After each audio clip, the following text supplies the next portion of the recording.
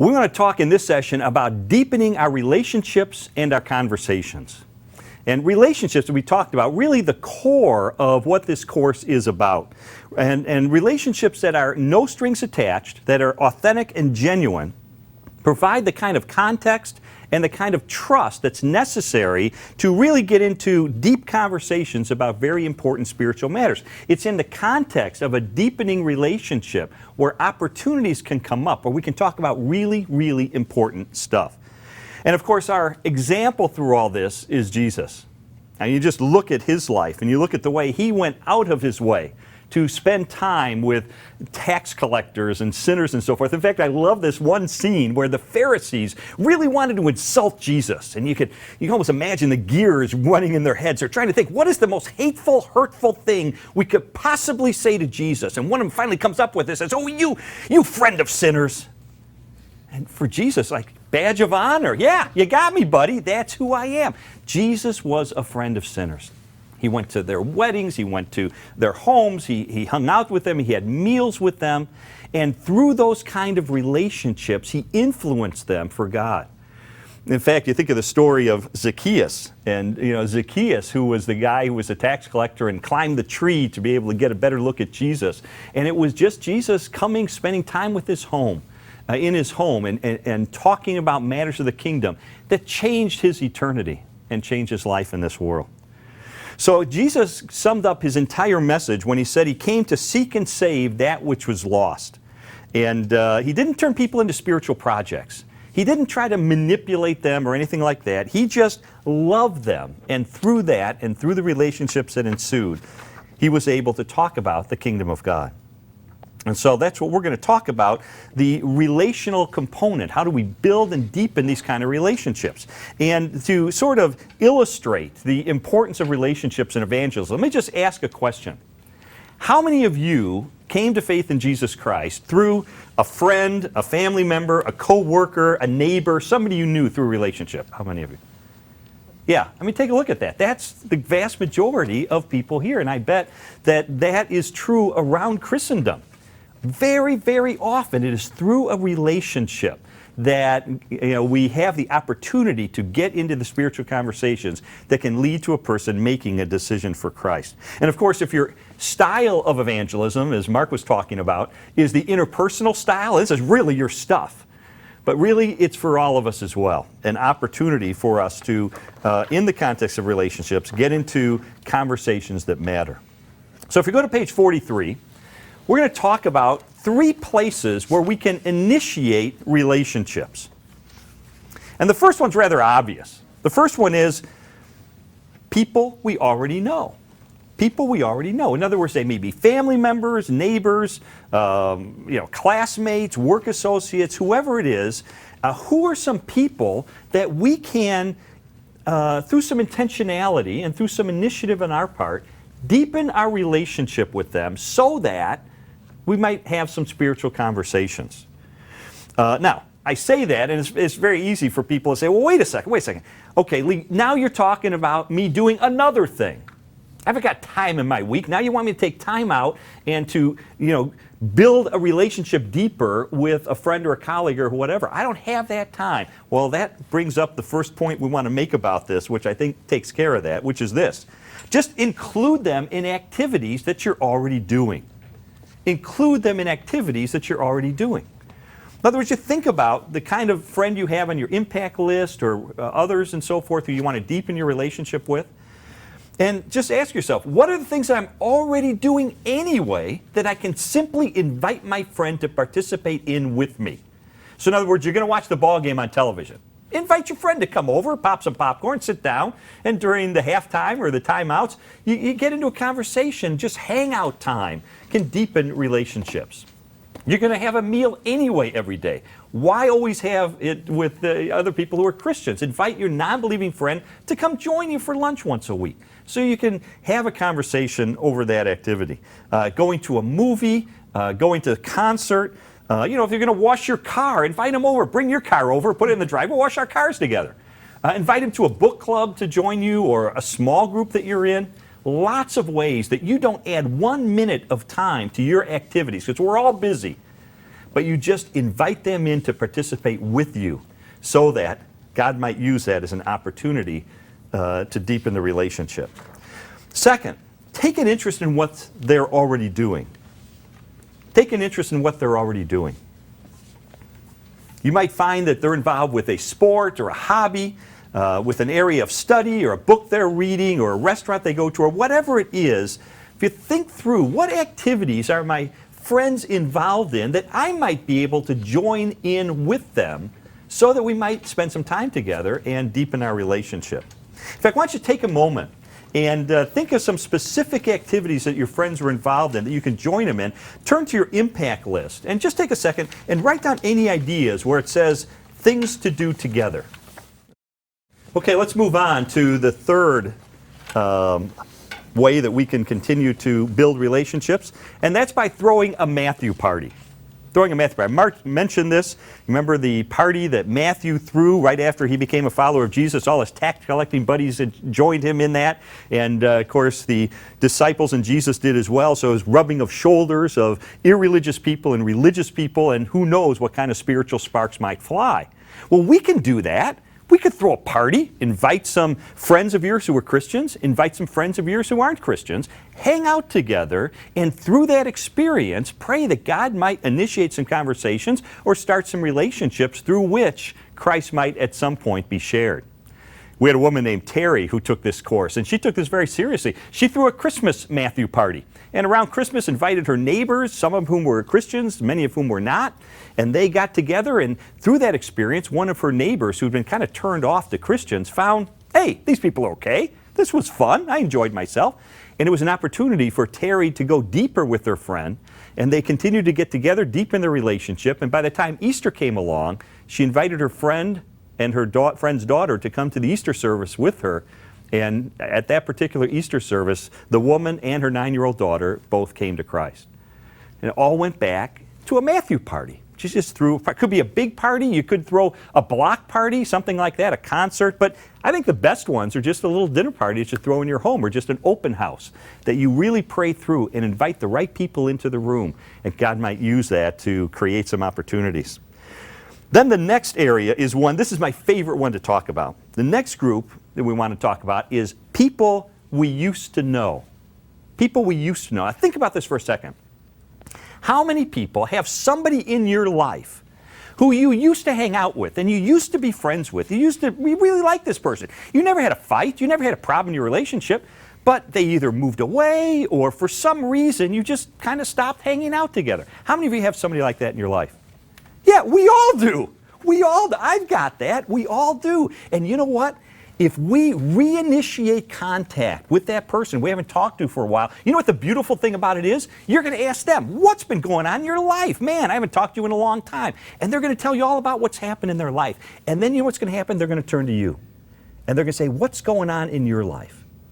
And what an opportunity to say, well, you know, golly, my daughter had my first grandchild, and my son is studying at college. And by the way, you know, we've become very involved with our church because we've really found that our relationship with God has gone deeper and so forth. It's become very important to us. And there might be an opportunity through that to be able to get into a conversation either right then or later about the spiritual impact that God has had on your life. I remember calling a friend of mine who was my best buddy in college. He was a Muslim. And I hadn't seen him in a long time, and I always loved this guy. We just lost touch. He moved to a different city, so I called him up. He was kind of going through a tough time, and I said, let's get together. So we did. In fact, I picked him up in my car. We took a little impromptu vacation, just a driving trip, took several days together.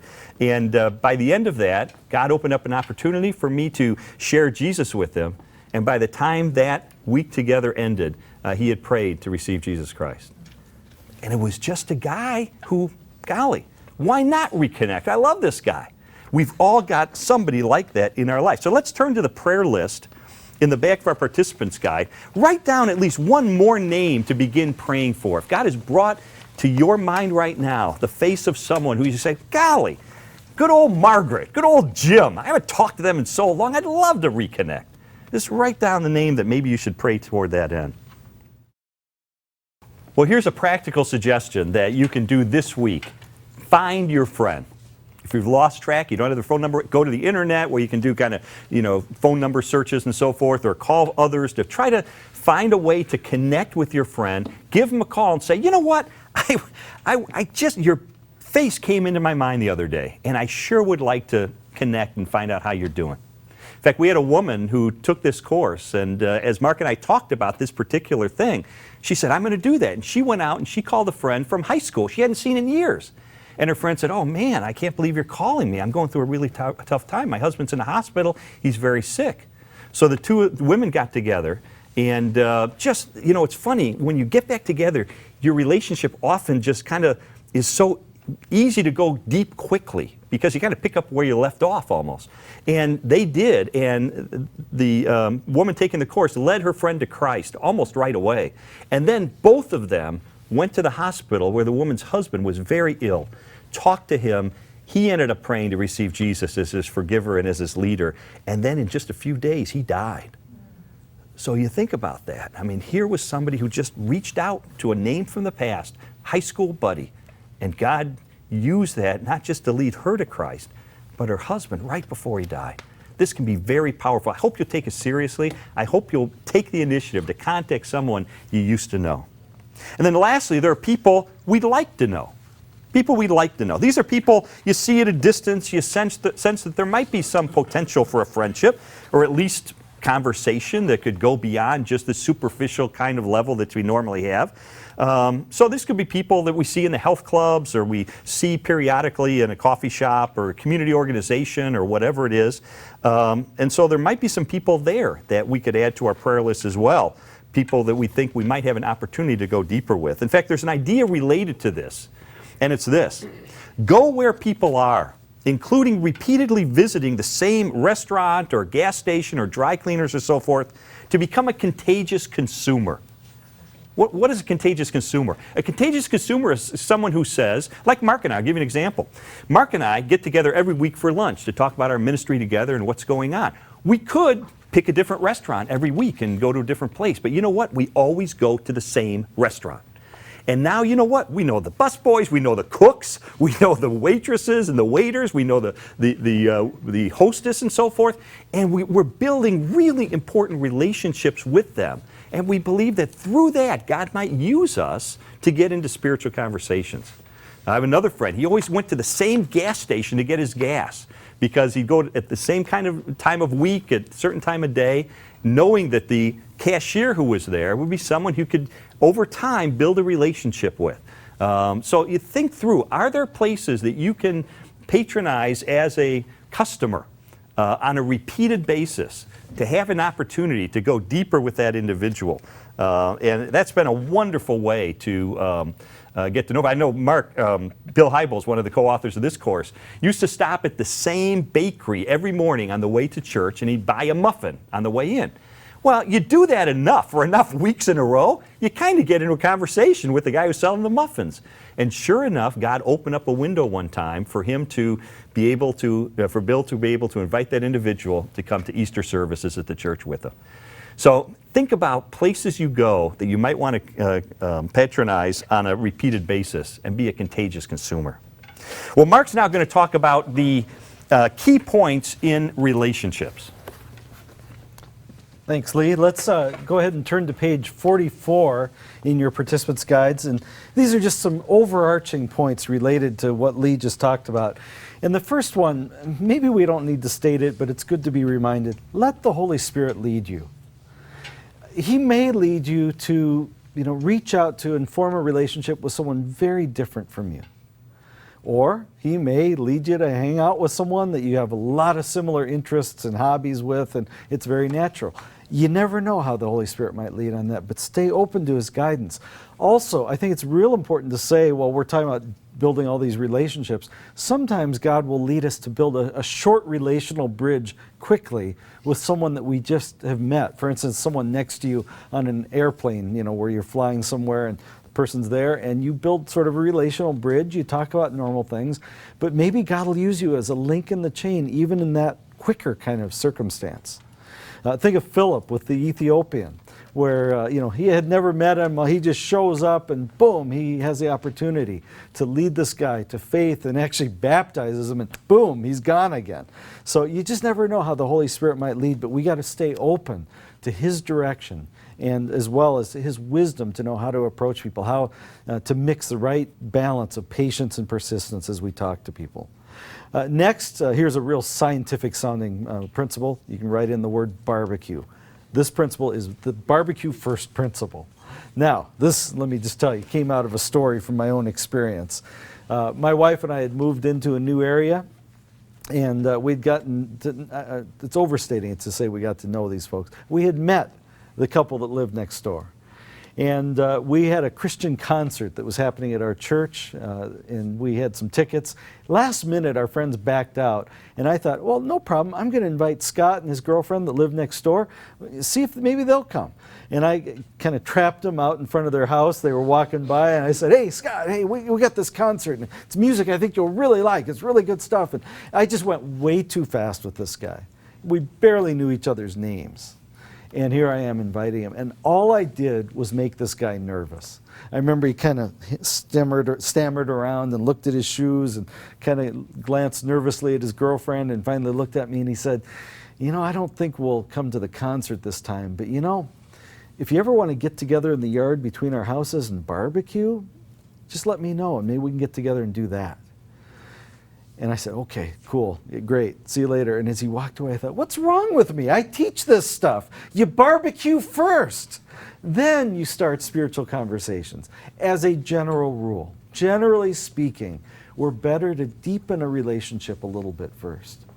Warm it up, build some trust and respect, and then bring up spiritual topics. So that's the barbecue first principle.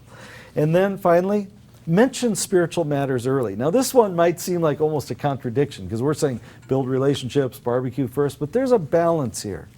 And if you don't bring it up too long, it gets hard. Have you noticed this? The longer you wait, the harder it gets.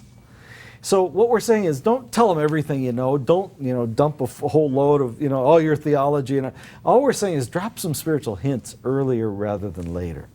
Let them know, just kind of pepper into a conversation, a mention of something you're doing at your church or a Christian book you're reading or, something that pertains to your faith that can at least create some curiosity and get people thinking. So, we've now kind of finished the first half of this session. We've talked about building relationships. Now we're going to go to the second half and we're going to talk about how to start spiritual conversations within the context of those relationships. So you can, I guess you're on the right page there, page 44. Let me just say as we move into this next session, or next section of this session, this is really the turning point of whether or not you're going to become a contagious Christian. It really is.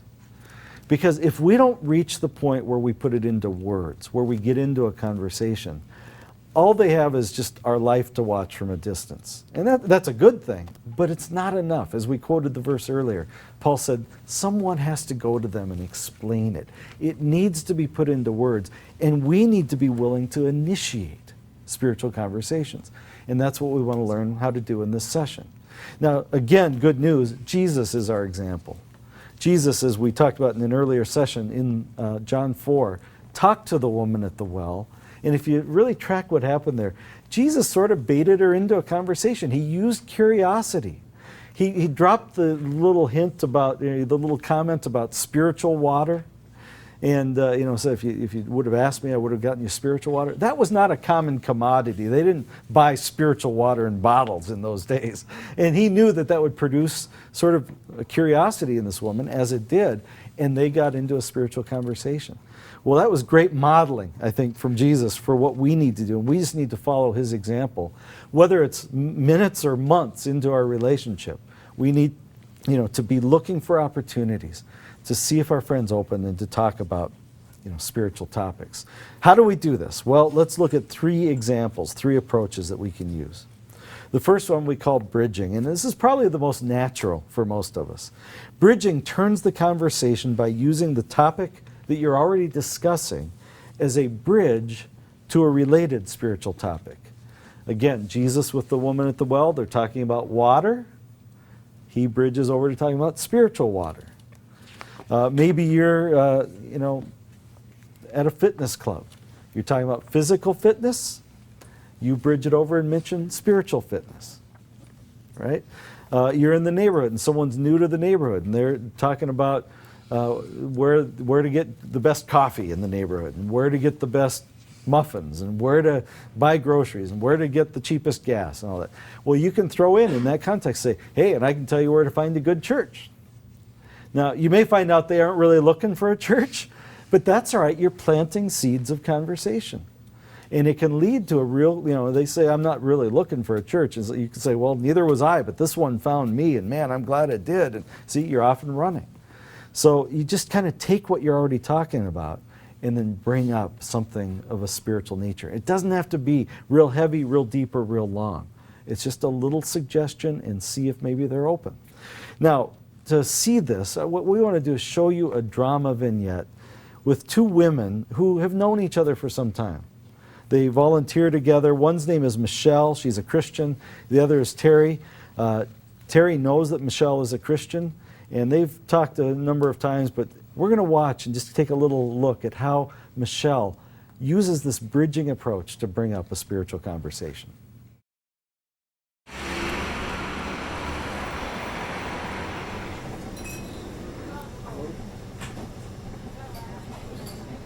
How long have we been sitting here? 20 minutes? Half hour? 5 minutes. No. Yes. Oh, it has to be longer than that. Why can't we come up with anything? I don't know, but I don't want to go back to the park director with nothing. Sorry, sir, but Michelle and I, we are just volunteers. Sorry we can come up with any ideas for the fundraiser banquet. Didn't you say you already had some ideas for the decorations? Oh, no, not really. They're just rough ideas. I was basically doodling. Come on, let me see. Maybe it'll spark some ideas. Okay, but promise not to laugh. I'm not going to laugh. Let me see. Terry, these are incredible. Wow, I never would have thought of using the space that way. Seriously, you like it? We don't have to use any of these ideas. I didn't think any of them were that good. Then again, that's how I usually feel. What do you mean? Sometimes I'm just not very confident in my ideas or myself. Really? That's hard to believe. I mean, you're so good at this. I feel that way a lot of times, but you? Well, I guess I worry that people won't get me or accept me. I've always been the creative type, and for most people, that is not a good thing. So you end up second-guessing yourself about everything, right? Totally. I'm with you. I feel the same way a lot of the times. It's not easy for me, but I try to remind myself that it's not always as important what everybody else thinks about me. It's more important what God thinks about me, how He feels about me. Yeah, it's tough. Well, what about you? Have you ever thought about God from that perspective?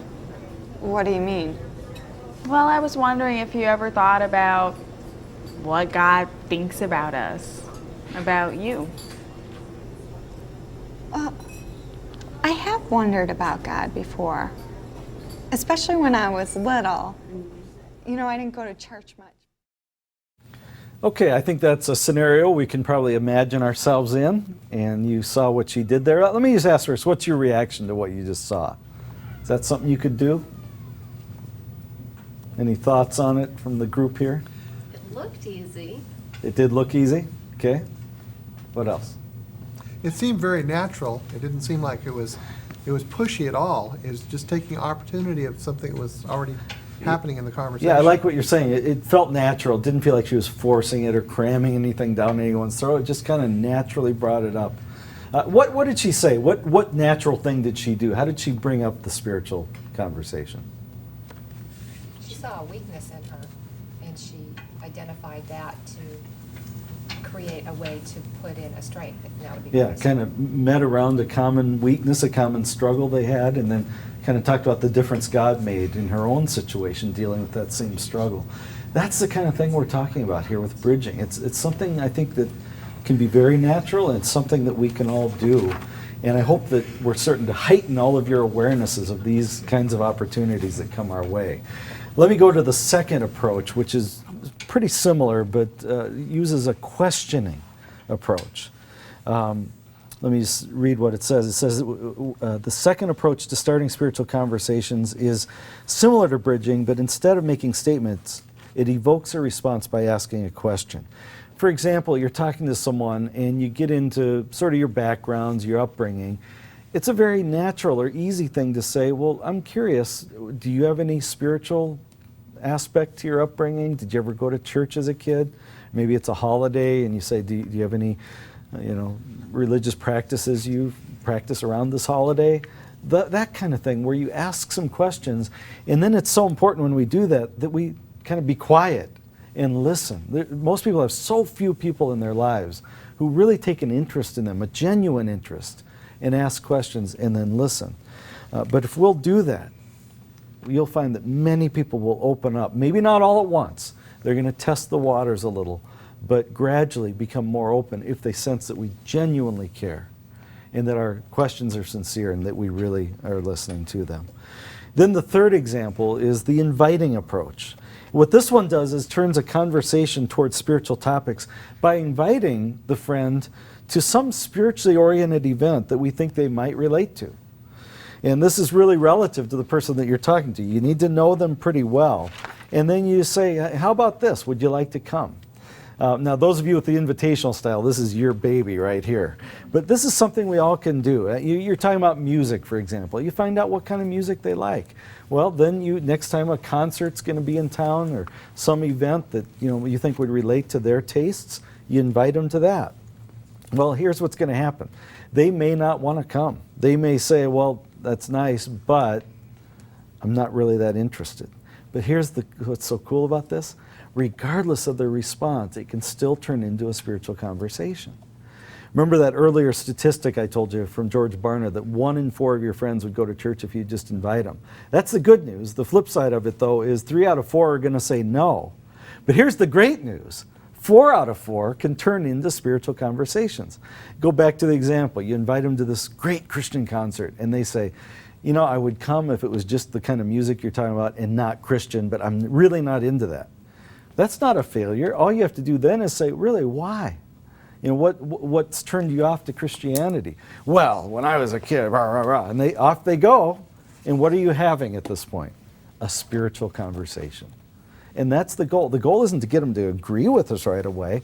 The goal is just to get to the point where we're really talking about it. We're discussing the topics. And if they're angry about it or they have issues, let's hear what it is. Let's get it going. Let's talk about it. Now, to see what this inviting approach can look like, we're going to watch another DVD drama. And this one, we're going to meet 2 guys named Charlie and Tom. Charlie is a Christian. Tom is his next door neighbor. And they have been getting to know each other a little bit, and they have this little dialogue, and an invitation turns into a spiritual conversation. Take a look at this.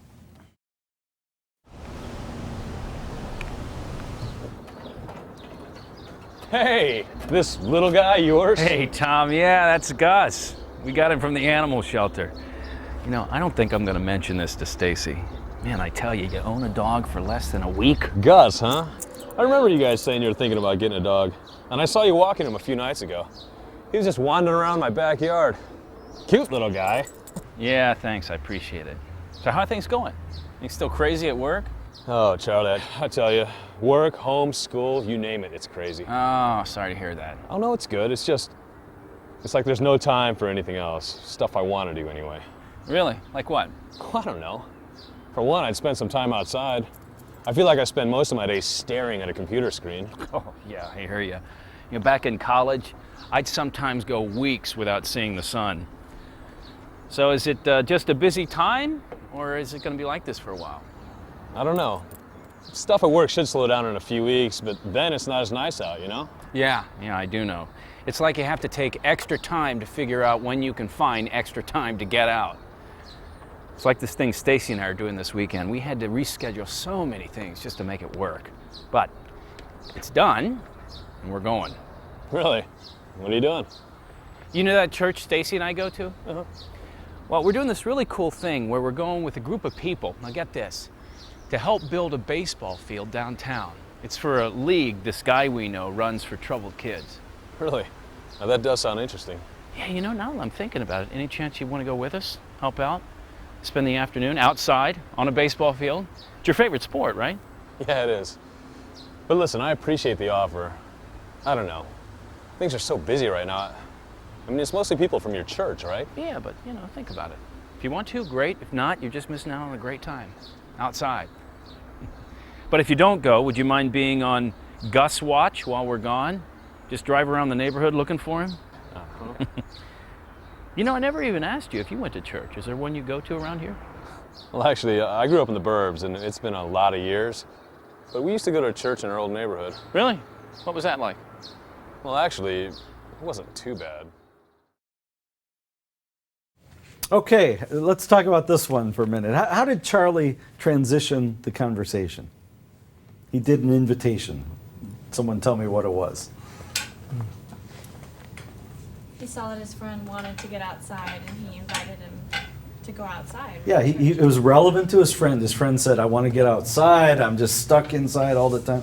So he gave him an opportunity. He did an invitation that really fit what his friend wanted, but it was related to something spiritual at his church, right? And you saw how that natural invitation turned into a natural spiritual conversation. And I'm telling you, this is an approach I use all the time. If you're excited about your church or you're excited about some outreach ministry or event that you're involved in, maybe some kind of seeker small group or alpha group or something like that, it just gives you constant opportunities, not just to invite people, but to use the invitation as a way to talk about spiritual matters. So now what I want to do is give you a chance to try this using any of these three approaches. What we want to do is turn to page 46 in your participants' guides and look at some possible scenarios that you might encounter where you could turn it into a spiritual conversation. Let's just look at the instructions here. First of all, there's three scenarios on page 47, the next page that I'm going to have you turn to in just a minute. What I want you to do is glance through those and then decide which of these probably would be most likely to come up with the person on my impact list, the person whose name you wrote down earlier. And then we want you to focus on that one, okay? Then what I want you to do is read it and then write a couple of ideas of what you might say. And you see that first box, turn to page 47. The first box says, you might say. Let's try to be realistic and put down some things you actually could imagine yourself saying related to that scenario to bring up spiritual topics. Example, the first one talks about being out in nature with a friend. You're seeing the beautiful sunset or whatever. You may say something like, God must have quite an imagination to create all this beauty that we see in front of us. Well, that's just an easy way to bring God into the conversation, and who knows where it could go. God could really use that. So we'll just have you write down what you might say, and then in a few minutes after you've written some things down for one of the scenarios, we'll collect some ideas, hopefully from all three. Hopefully you'll each pick different ones. So go ahead and do that. I'll give you 2 or 3 minutes to write down some ideas. I hope you wrote down some great ideas, and what I want to do is collect some of those. And we'll just go through these three scenarios quickly, and you can just call out some examples of what you wrote down. And what I'd encourage you to do as you hear other people's ideas on each of these, write them under that column on the right on page 47 where it says other ideas. So you can collect some things you could say, okay? So let's go to the first one where you're out in nature talking to a friend, notice the beauty and so on. Let's hear a few ideas of what some of you might say to start a spiritual conversation. So you're walking with your friend, you see this like gorgeous sunset, and you say, if I've ever doubted the existence of God, all I've had to do is just look at the sunset and see how it's like a piece of fine art painted by God. Okay, great. You point to the sunset and just say, boy, that fine art that God did lets me know God really is real and really exists. That's great. Someone else have one? Out on the beach, you can really appreciate this time with God and nature. Okay, sounds like a Californian here. Out on the beach, you can really appreciate this time with God and nature. Good, it's just a natural thing. One more? Yes. I identified with my niece and God, you know, all these things are with the earth and everything are creation, but I would go directly to what her heart is the most, and that's her child, and relate on creation and how she could see him in her, Okay. and how he created her. So see how God's wisdom was seen in the creation of her beautiful child. That's great. A lot of people may feel comfortable with something like, it's hard for me to believe this all happened by chance. There must be a creator. Or the example that was written there, the sample where I mentioned earlier, it talks about God's imagination. I used that once with a guy. I was hiking up in the mountains, in the Rocky Mountains, and I met a guy. And I used that one, just brought it up, and he said, well, I don't believe in God, so I don't think that makes any sense. And I just said, well, that's great. Why don't you believe in God? And he started telling me for about the next 90 minutes, and then for about the next 2 hours after that, I got to respond to him. And it turned into a multi-hour conversation just with this little comment. So you never know how these can be used. Let's go to the second example.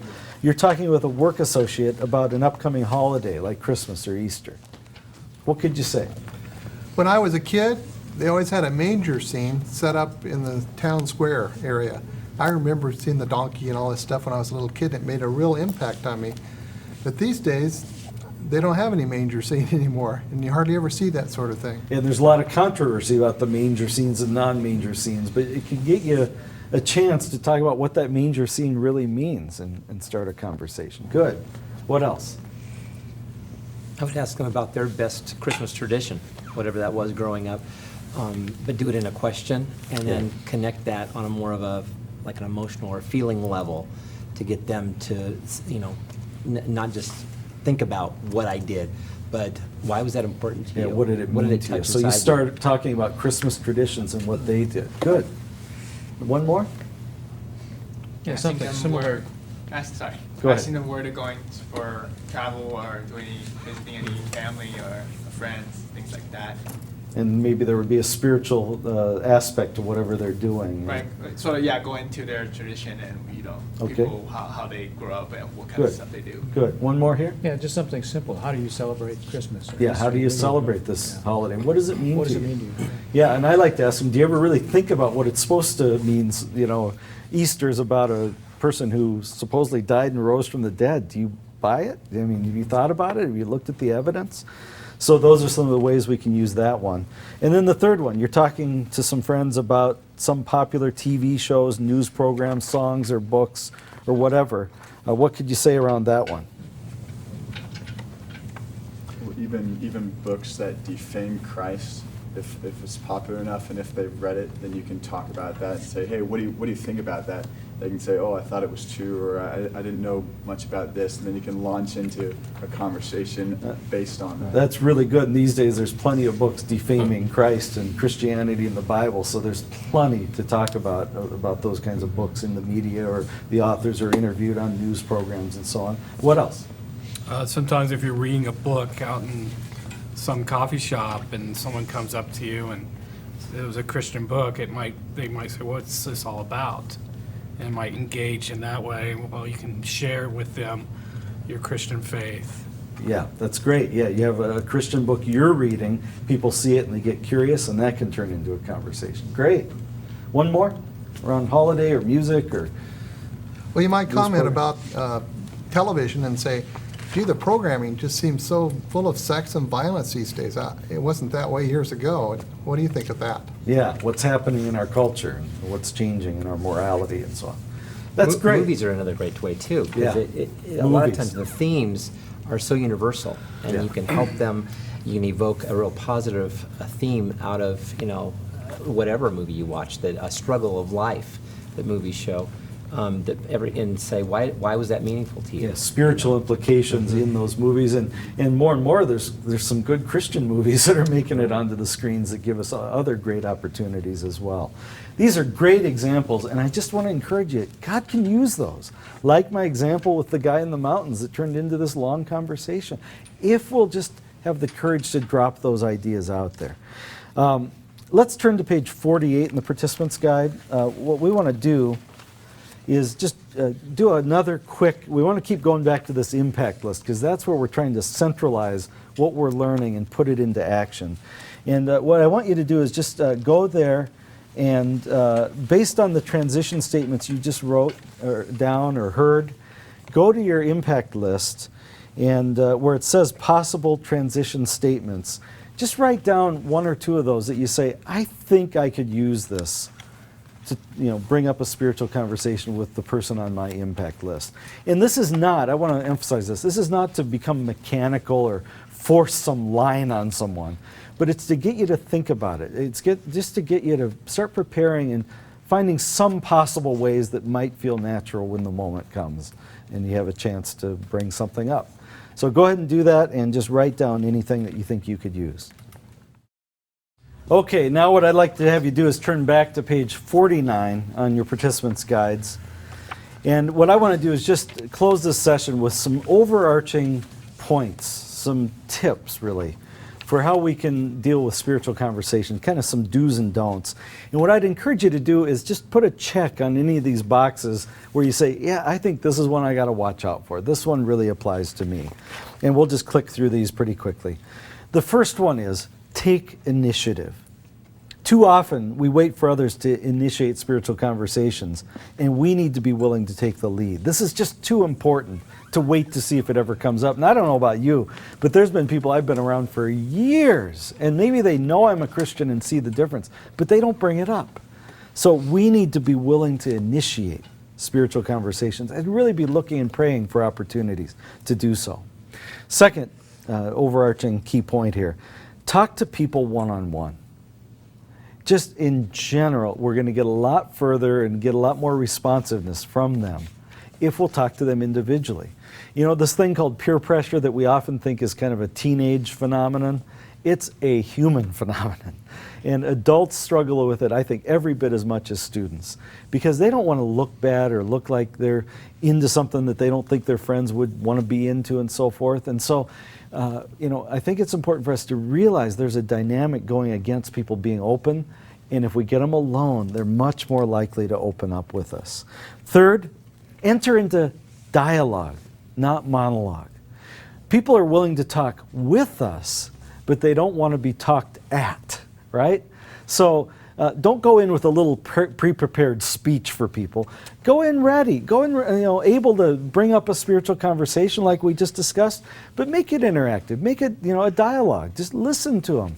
The Bible talks about how we need to be quick to listen and slow to speak.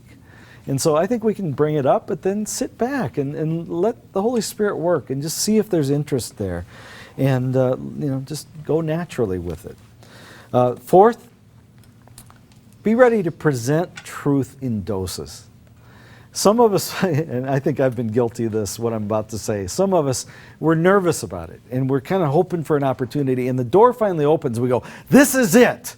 I got to tell them everything I know. I'm going to dump the whole load, and for the next 90 minutes, we tell them everything. We tell them our testimony. We tell them every Bible verse we ever memorized. And at the end of the 90 minutes, they're ready to run. I mean, they get back to the office or at school, and they say, watch out for so-and-so. If you ever give a crack in the door, they're going to run with it. You don't want to go there. And so we don't want to have that response. What we want to do is be able to give just a little bit of truth. And say a little, it's like penicillin. You don't take the whole bottle at once, right? You take a pill at a time over a period of time. And that's how we, I think, need to be ready. If they're real open, go as far as they're ready to go, but don't force it further than they're ready. And then fifth, be ready to make the most of split-second opportunities.